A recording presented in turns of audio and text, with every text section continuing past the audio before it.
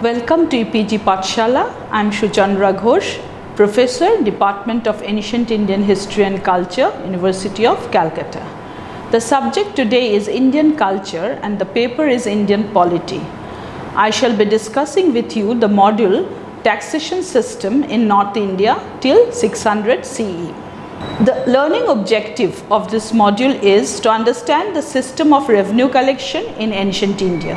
What was the system, how the kings used to collect their revenues. Then secondly, to get the students acquainted with the various kinds of taxes that are known from our sources, both literature and epigraphy. Now, when we look at the revenue collection system, we find that if you have a state, then revenue system is the backbone of that state. Unless and until you have a proper taxation system, state cannot be formed, because your exchequer is very important to pay for your army, to pay for other expenses. Therefore, the treasury was considered as one of the seven elements of the state in Kautilya's Arthashastra, that is in the Sapta Prakriti. And its importance was sometimes held even greater than the army. Army needed to be paid with the revenues that were realized by the state. In the Ramayana and even in the Mahabharata, but first we will talk about the Ramayana, we find that Dasharatha advises Rama to replenish treasury and granary. These are the two terms, one is Kosha, the other is Koshtagara. Those were very important for a state. Even the Mahabharata lays down that the treasury must be replenished by taking wealth from the people, and when filled, it should be carefully kept and sought to be increased, which means that your treasury should be always full, and you should be prosperous only when you have the ability to increase the amount of wealth in your treasury. The importance of a healthy treasury is also fully recognized by the Buddhist literature. Thus, Brahmanical treatises, Epico-Puranic literature, Buddhist literature all talks about the importance of a healthy treasury. Now the question remains that how do you maintain a healthy treasury? How can you improve the condition of your treasury? And herein comes the topic of our discussion, that is taxation. We can do that only through taxation. Now, what are the sources? How do we know about it? We all know that ancient Indian studies is limited by our sources. Here we have both textual and epigraphic sources which give us information about the revenue terms. Arthashastra is the most important text in this regard, and it talks about different forms of payments to the state treasury. We of course have reference to some of the tax names in the Vedas, but at that time those taxes were not yet crystallized. So they were in a very nebulous form. We have the words, but the exact meaning of the words were not clearly understood in the Vedas, and we will come to that later on. The other Dharma Shastras also provide us information about the prevalence of different kinds of taxes. Now, when we have tax, we have the names of the taxes, but then before that, it is important that we also know the principles of taxation. A ruler cannot go on taxing people indiscriminately. So, there were certain principles. And just as in the later context, we have Adam Smith, the famous financial expert, economist, who we know about his principles. Similarly, in ancient India, when we look at the different kinds of taxes, we have similar kinds of principles. And therefore, the state's power of taxation, though it is unlimited and unrestricted, certain doctrines or principles are kept in view for the optimum economic welfare of the people. Adam Smith's famous doctrines of certainty, convenience and economy were fairly applicable to the system of taxation in ancient India. The Arthashastra lays down that the taxes on all merchandise intended for sale were required to be seen and it was to be accessed for all. There is a quote, "Whosoever doubles the revenue eats into the vitality of the country and will deserve punishment." So therefore, we see that too much of taxation was also not allowed in the Arthashastra. Next, we have our prescriptive, the normative texts, and the Shastric persons like the Vasishtha and Manu suggest that the ruler, though reduced to poverty, should not take anything that ought not to be taken. That means there were certain things the ruler should not take, nor should he refuse to take that which he ought to take in spite of being wealthy. So there are certain rules that you can take some things from your subjects, you cannot take something from your subjects. And these principles may indicate the prescription of taxes and thus satisfy the canon of certainty, which was illustrated by later on by Adam Smith. So you know that certain taxes are certain and you are supposed to take that even if your treasury is full of wealth. This was the normal course. Adam Smith's doctrine of convenience is also well illustrated in a large number of metaphors. For example, we have in the text, like as the leech, the bees, they take their food little by little, so the king should draw from his subjects a reasonable annual taxes. So he cannot go beyond certain limit.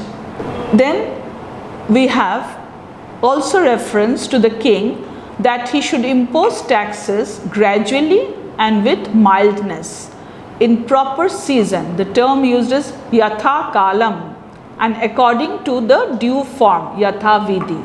Now yatha kalam and yatha vidhi actually are the customs and usages. It shows that when you are supposed to, suppose there is a drought in the country, then the peasants are suffering, there is no production, no produce. So naturally your king is not supposed to take tax at that point of time. So these are the prescriptions. Now whether the king will take or not, that will depend on the nature of the king. So it is yatha kalam and according to due yatha vidhi, that is the due norms. You cannot go beyond the norms. Secondly, the principle of economy implies the minimum possible costs of collections. So you cannot go out of a way to collect taxes. The Arthashastra prescribes that works of revenue should be conducted in such a way that it tends to increase the revenue of the state and decrease the expenditure. Which means if a lot of people are to be employed to collect taxes, this is not good for the state, because these people will have to be paid, and if so many people have to be paid, so naturally there is a burning in the exchequer. From this we can move to another topic, fiscal productiveness, that how fiscal revenue can be enriched and how you can generate revenue. It consists in the fact that tax proceeds should sufficiently cover the government expenditure and deficit be avoided, but it should not cripple the economic resources of the country, which means that whatever expenditure the government is going to incur, that should come from the taxes. That should be the main motto of the ruler. For example, the Junagadh rock inscription of Rudradaman is very important in this case. It clearly says that while actually repairing the Sudarshana dam of the Sudarshana lake, the ruler did not impose any vishti, kara or pranaya on the people, and he had actually taken those taxes which he is supposed to take. So even if you have your treasury, and it is said that his treasury was full, So even if you have your treasury full of wealth, the ruler will take taxes from the people, which is according to norms. Kautilya says that the quality of a good country lies in the capability of supporting the expenditure. So there should not be deficit expenditure. Whatever expenditure is there, the king and his associates should actually know how to support the expenditure. Again, the taxes should be imposed in such a way that the state as well as the people engaged in production of the articles could both partake of the output. For example, the crops. If you have huge quantity of crops grown, then naturally after the paying the state 1/6 of the produce, then the peasants will also enjoy the produce. So this is actually very important, and the principles of elasticity and diversity were also recognized, that when necessary you can impose a little more tax, you can have diverse kind of taxes, but generally one has to follow the norms. The former enables the increase in its financial resources in a state of emergency, and we have number of emergency taxes mentioned in our literature. For example, pranaya. Pranaya is said to be an extra tax or an emergency tax when you need some extra money. This has always been given or mentioned in our literature, particularly the Dharma Shastras. Now we have to see that what are the modes of taxation. We have learnt about taxation, the principles of taxation, how the fiscal produce were being productivity, and now we will go into the modes. How revenue was collected, whether it was in cash or whether it was in kind. We find that revenues were collected both in cash and also in kind. But we have more examples of revenues being collected in kind, and the tax names also support this. The classical writers refer to the share of the state in the form of the produce of the soil, which was obviously in kind. So crops were being given, so produce of that is the produce of the soil. When we look at Ashoka's Luminde inscription, where Lumini was the place where Buddha was born, we find that the term Autobhagya and Ashoka has been taken, and it has been taken to mean 1/8 of the land produce, which denotes the practice of collection in kind. So here Ashoka actually reduced the tax amount for the subjects because this was the region where Buddha was born. The Arthashastra talks about different forms of payment to the state treasury. They were in cash or in grains, cattle, raw materials, and also by corvée, that is vishti, which I will explain later on. A fine of 53 panas could be imposed for an unauthorized taking away of corn from fields, and this suggests that revenue was realized in kind. We have reference to Sharobhaga, that is 1/6 of the part of the revenue, which was always given in kind. So as I mentioned in the earlier, that tax in kind was much more talked about, written about in the Shastric literature. So we find that the Smritis refer to the revenues in grains from cultivated lands. Even in the Mahabharata, the king is enjoined to make his treasury rich with corn.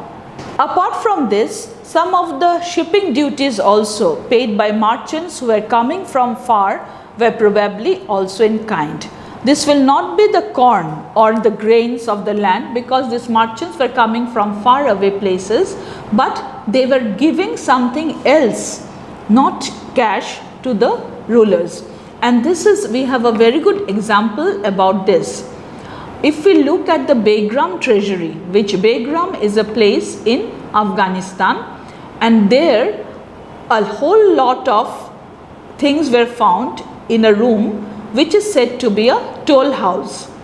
Now scholars believe that the things that were been found like vases, beautiful glasses and other things were actually tolls or taxes that the merchants were paying in kind.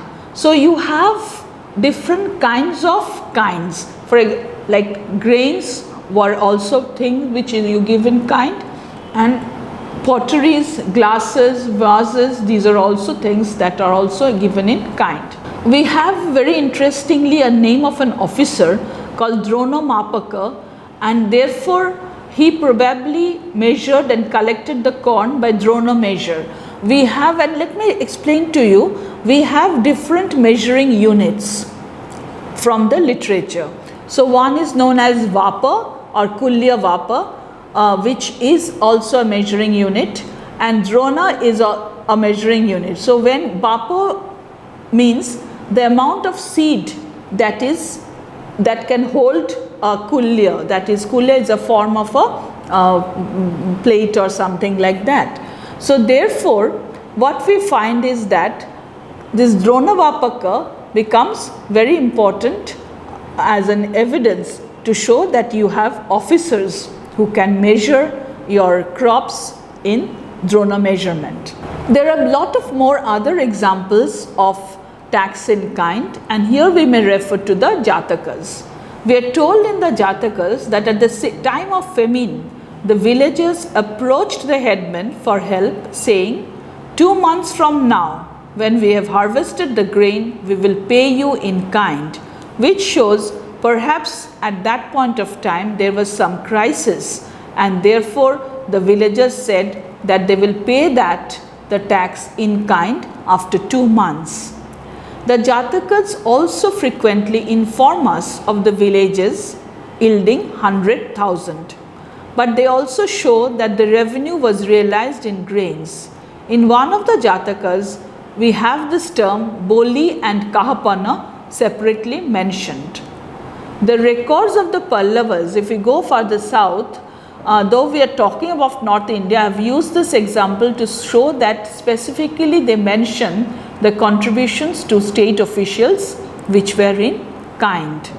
Now from kind we will move to cash, and cash was possible because there was monetization in this period. So from 600 BCE to 600 CE, right from the time of the Janapadas, we have monetization. We have Panchmark coins, then cast copper coins, different kinds of coins. So there was a monetary system active in our country during that period. Therefore, we have copious data on the revenues that were paid in cash. The Arthashastra fully testifies to cash payments to the treasury. It refers to Shulka, which is toll, which was likely paid in money and not in kind, for the same time levied on the total value of the commodity, which means if there is a transaction on a particular commodities, then taxes had to be paid for that transaction. And in later period we had terms like Shulpka Mondopika, where actually cess was taken, Shulka was taken from that market center, which is the Mondopika is a middle category market center. Again, if we go to the post-Mauryan times, we have Hathegumpa inscription of Kharavela from the early 1st century BCE, which records that the king remitted taxes and duties amounting to many 100,000 coins. Kahapanas, Kashapana was the term generally used in the Jatakas, which shows that there was strong monetization and currency system during this time. Money endowments are also another example from which we can understand that there were movement of cash. Large number of inscriptions of North, West and South India, particularly the Buddhist caves, they had the inscriptions, or the Buddhist monastic sites like Shanchi, Bharut, cave sites in Western Deccan like Karle, Bhaja, Kanheri, Junnar. All these sites had donative records by the merchants, the laymen, upasakas and many other people following other professions. And there they mention that they are donating in cash. So with kind, cash was also equally applicable.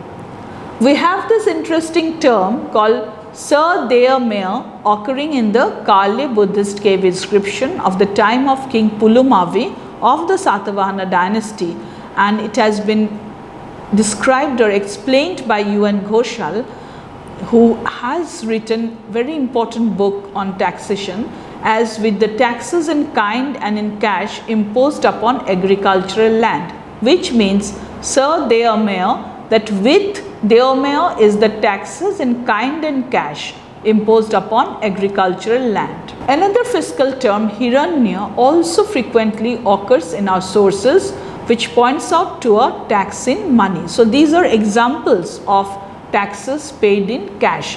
Hiranya normally means gold, but here an ordinary people will not pay in gold. So it is the cash which is implied by the term Hiranya. So from this, when we look at the kind of taxes which is given in kind and are given in cash, we can conclude that the contributions in cash and in kind were levied side by side in all parts of ancient India, and this process was evidently convenient for the people. Now let us have a look at the revenue terms.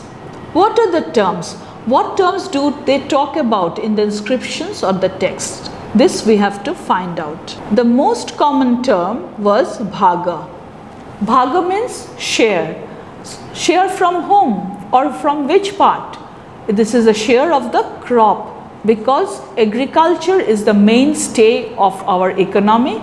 So it is always, when we talk of share, it is land related.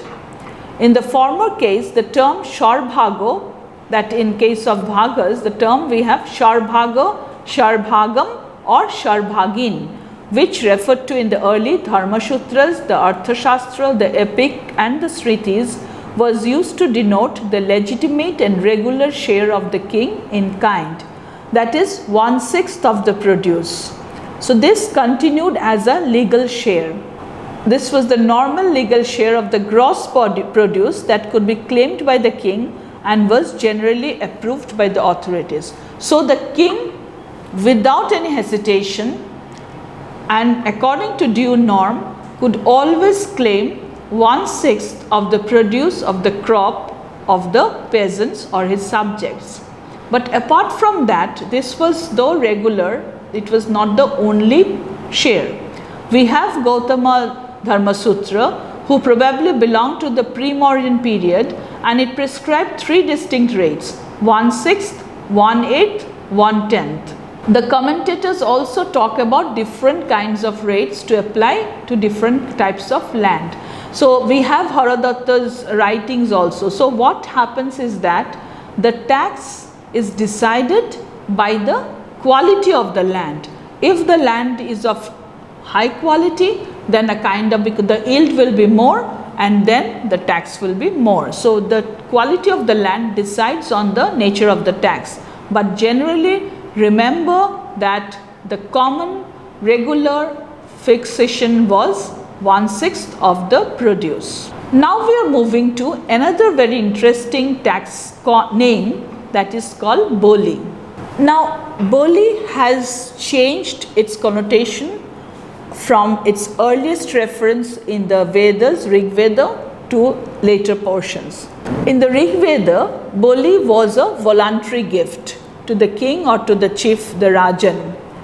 The nature of the Boli changed in the later Vedic period gradually from a voluntary tribute to a regular tax. We find that in the text that the king is called Boli Rit, Boli Haran, Boli Rit, which means one who takes Boli from you. So it is no more a voluntary tax, it is now an imposed tax.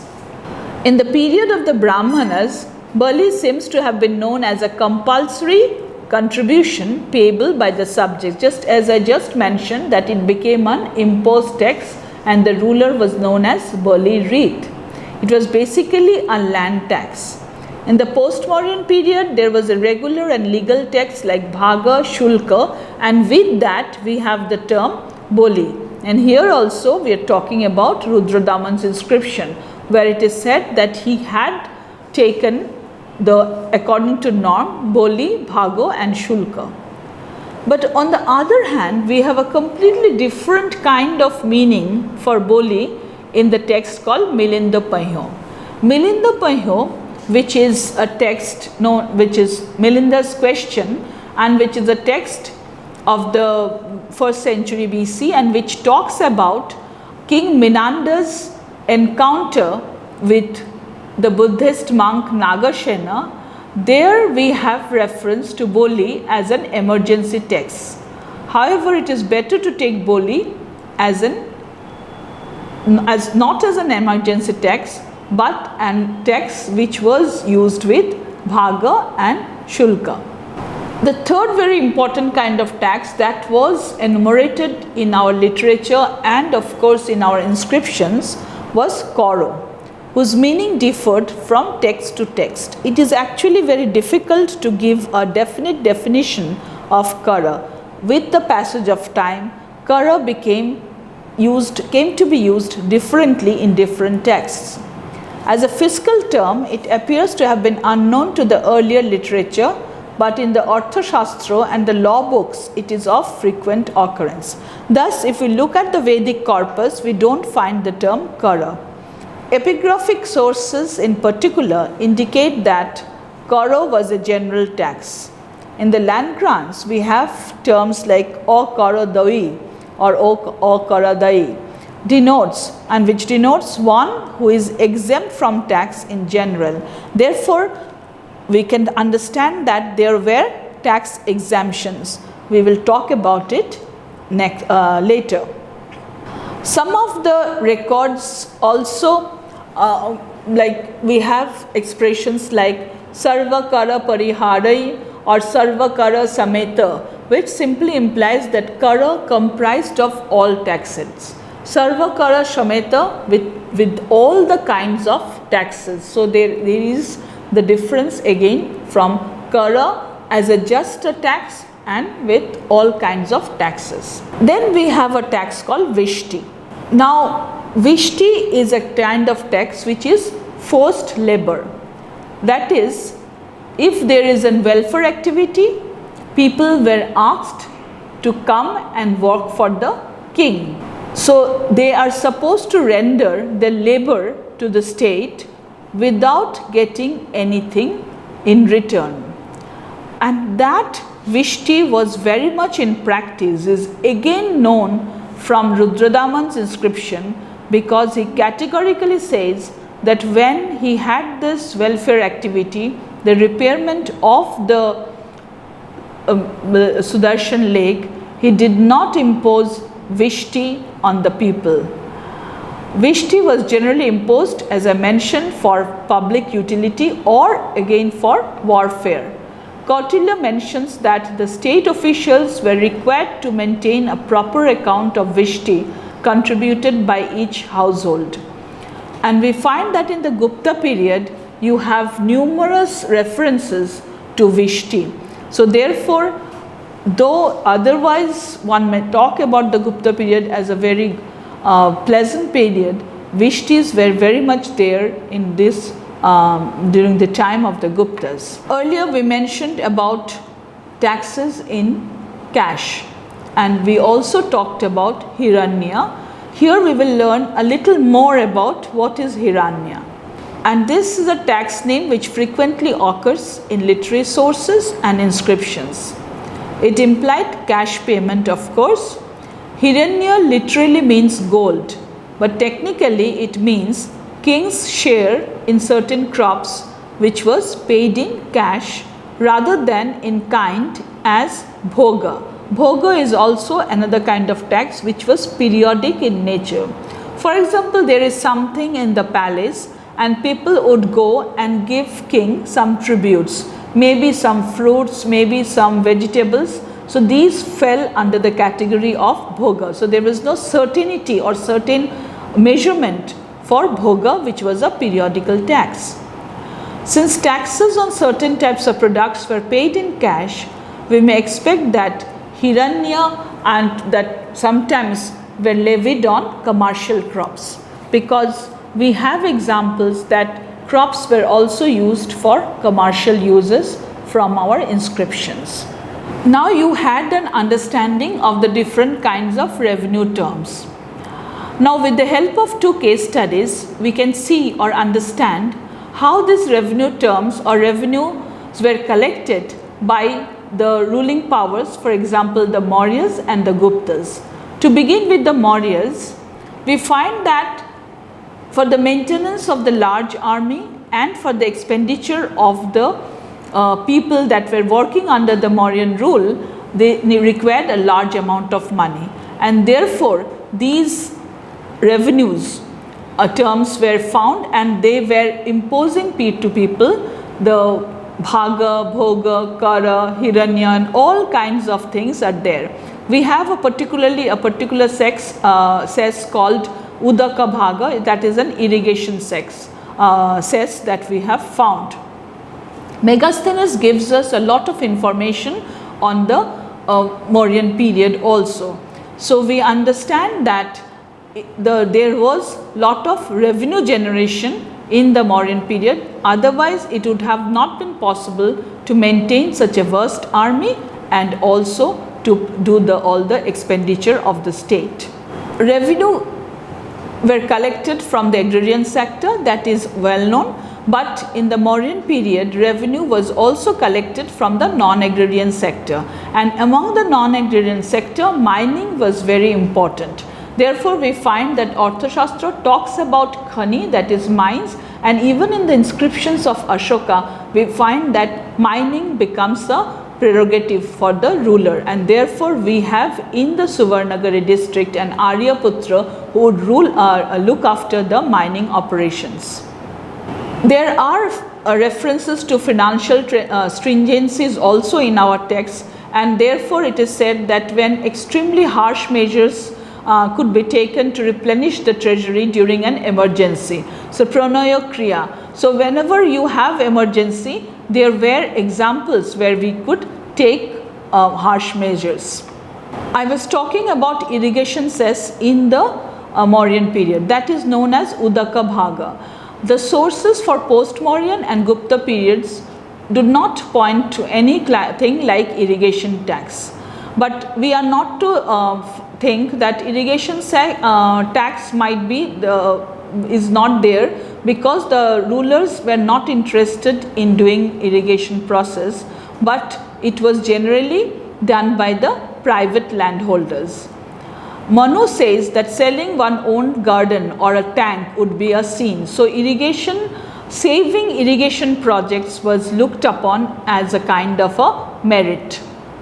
Now let us move to the Gupta period, and in this period we find that agriculture was also the basis of economy, and so therefore was an important source of revenue.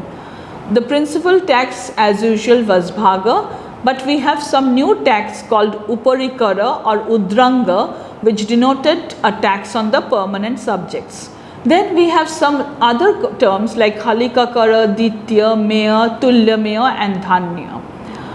So these other revenue terms that we find in the Gupta period also, for example, in dhanya is found in Western India, halikakara in Central India. Then we have the word ditya, which occurs in the Surat plates of Tirikutaka king Vigrashana, which means that which is to be given. So it is to be given, the tax. The expression sarva ditya vishti pariharana, meaning exemption from all dues and forced labor, sarva ditya vishti.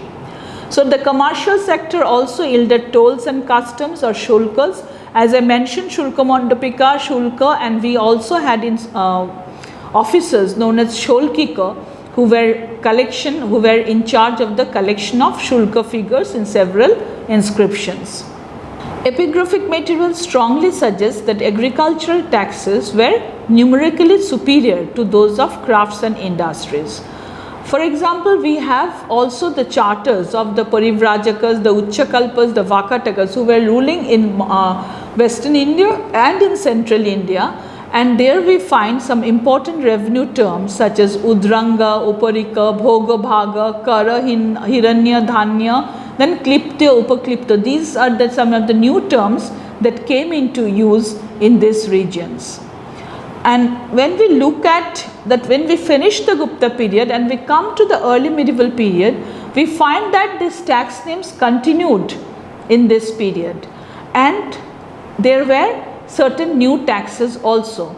But what is interesting to note is that their oppression had also started, and therefore we find the term pira.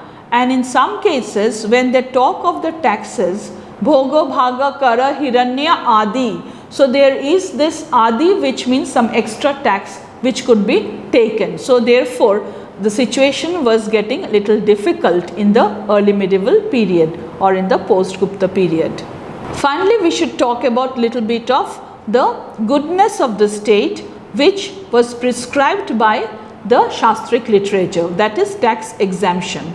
And in some cases, the taxes were exempted. For example, state allowed remission of taxes for 5 years if irrigation works such as tanks and lakes were newly dug by enterprising people.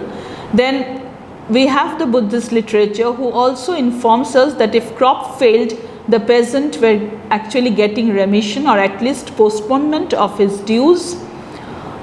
We have references in the for example, women of all castes in Apastambha, students living with the teachers, Shudras, the blind, the dumb, the deaf and the diseased, etc.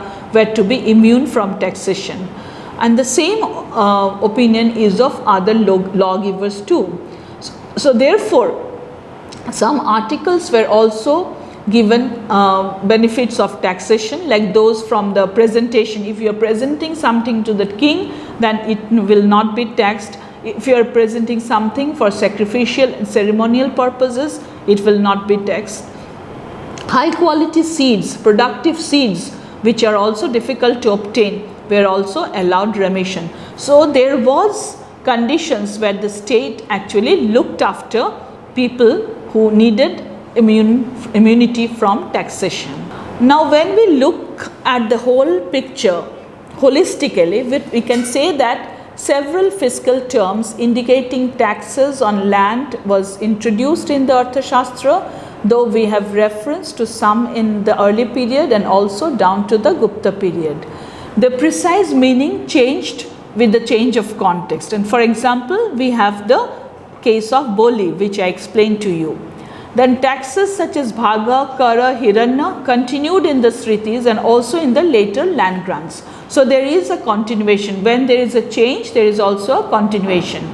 In the case studies of the Mauryas, the Mauryan effects at controlling economy and for the betterment of the revenues yielded from agriculture, crafts and others could be seen.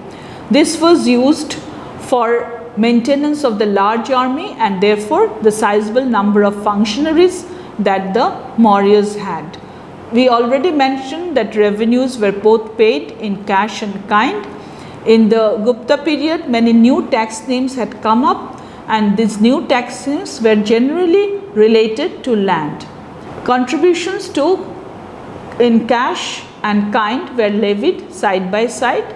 So therefore, the principle of taxation laid down in our literature were followed by the rulers, and we know that in ancient India, looking at the texts particularly and the inscriptions, we have a balanced mode of taxation which shows that taxes were levied both in cash and also in kind.